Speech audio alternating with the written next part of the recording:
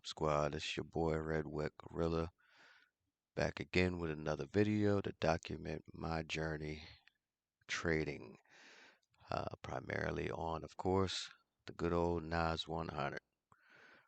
So today I'm just going to review what we had going on for New York session on January 8th, uh, 2024. It's a Monday. Um, you guys have to excuse me because I'm like dog tired.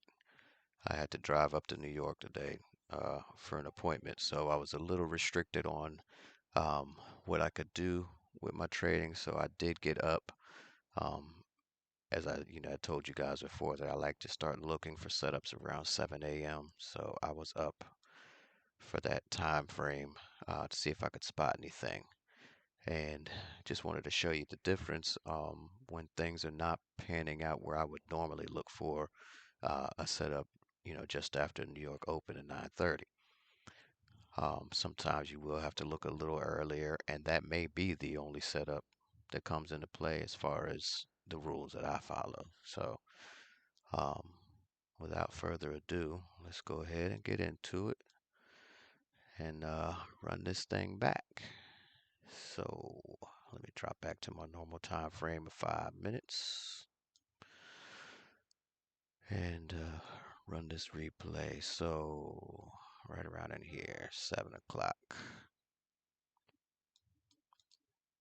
Make sure I can make this big enough for y'all to see. Okay, so what I did was, right around the 7 o'clock hour, right? This is 6:50 here. And you can already see that we're getting a breaker structure. It's pretty bullish right there. And it even broke this structure, just barely closed above that, right?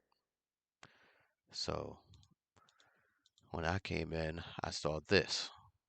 And I was like, oh, yeah, okay, so we got a nice strong breaker structure again. Again, just like last time, I'm waiting to see a candle form up here and close to create our fair value gap. Boom. Fair value gap is created. I drew it out. I'm pretty sure this is about when I started uh, talking to the crew uh, in the group and letting them know what I was seeing. So I enter usually around the 50%.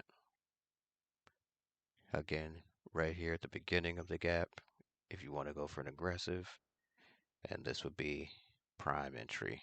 If you get a rejection from this level, it might wick down here and shoot back up and close right at that level. That's what I like to see. All right, so boom, you got your first opportunity for entry. Perfect right there. That's where I like to get in. I believe that's where I placed my two positions. And then you got yourself a nice one pushing inside there, right? So I'm like, all right, cool. It went all the way through. I'm gonna take that position. And what I did was I wanted to make sure that it didn't break below this low. So just for visual, we'll get our position at the close. Stop just below the low. And I'm probably going to have to adjust this so I can bring this down for y'all to see.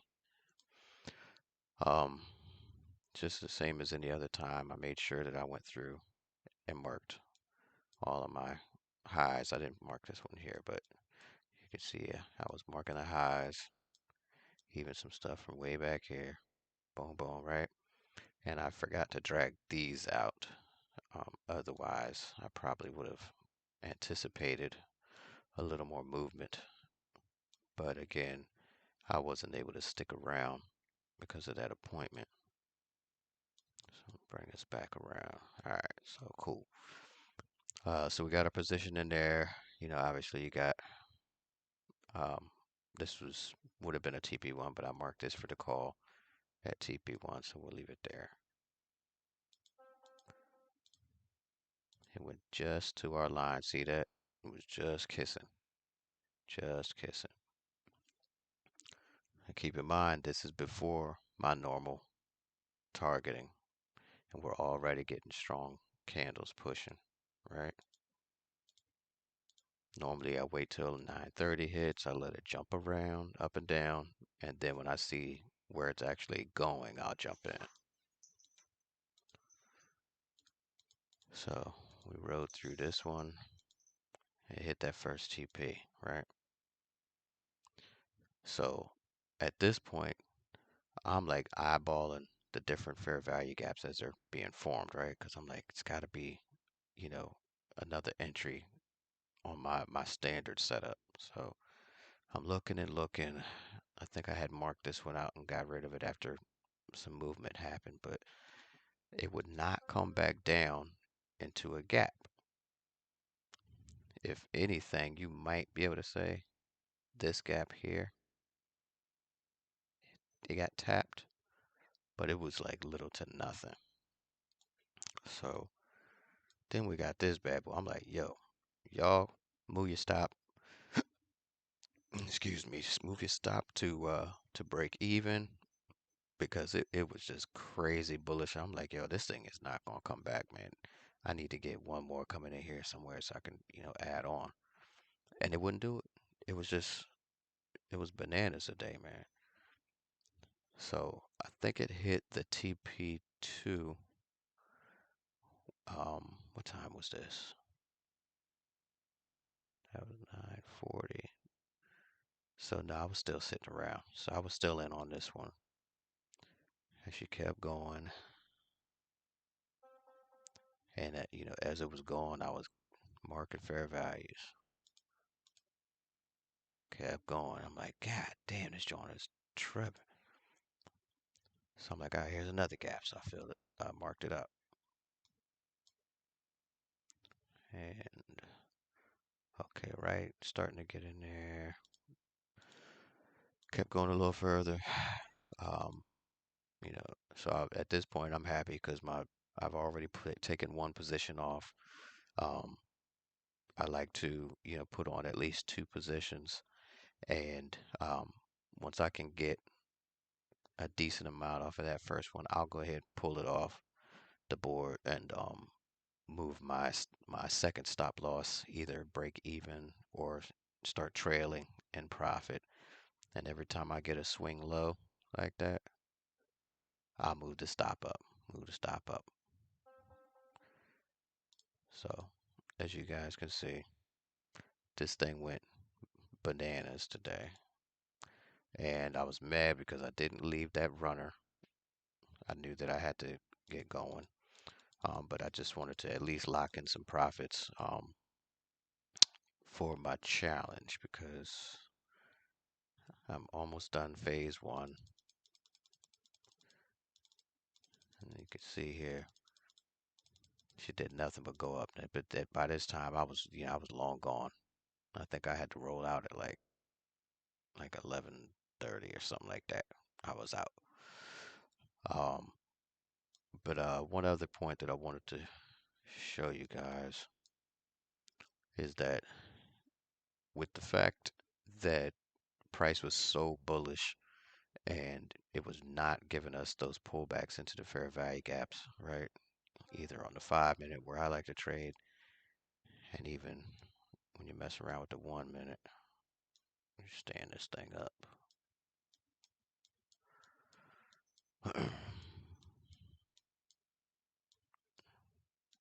You can see like it was just flying up. This is one of the few that you got, but if you notice, this is the 5 minute gap. I would have had to been trading on the 1 minute to mark out the gap from here to here. That would have been a nice dip in to push up, right? But if you don't see any of them, because like even when it first started, it was just it exploded. There wasn't no gap, nothing. It was just gone, right? That's where we was at, where we got in at. Um, you can see here's another 1 minute entry where here's your gap. Price came in, went up, retested that level, went up one more time, small retest, and then that's when we got that, that heavy action.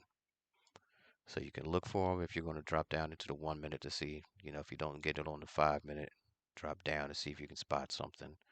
And then another point is that when you get that 10 to 11 o'clock, shrink this a little bit, 10 to 11 is where you want to be looking for that silver bullet. Um, you've got, which actually happened right at the beginning here. So um, right after 10 o'clock, you had your pullback. Then you had a strong bullish breaker structure right here, right? See these nice healthy candles. So with that silver bullet, you would have drawn out your gap. Here's your 50% level where I would have gotten in most times. Buy, stop just below the level of the gap or below the wick of the candle that's, at the center of the gap. Um, and then you just ride this bad boy up, and that one looks like, what did that go to?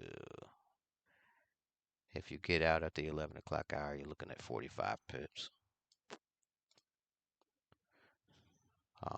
So not a bad move. But anyway, that's it in a nutshell. Today's action was, pretty live. We cleared a lot of structure here.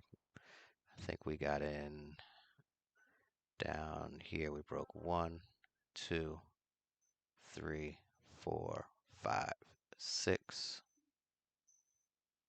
7 levels of structure got broken today off of that one bullish move.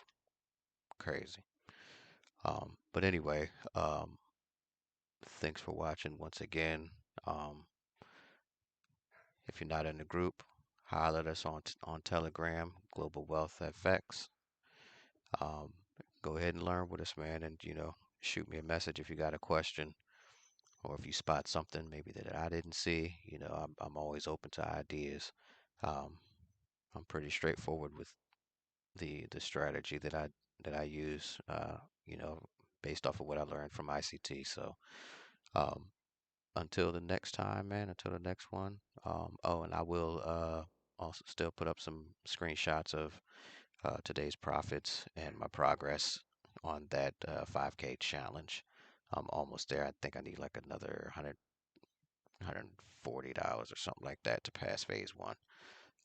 So, all right, y'all. Be easy. One love. See you on the next one. Peace.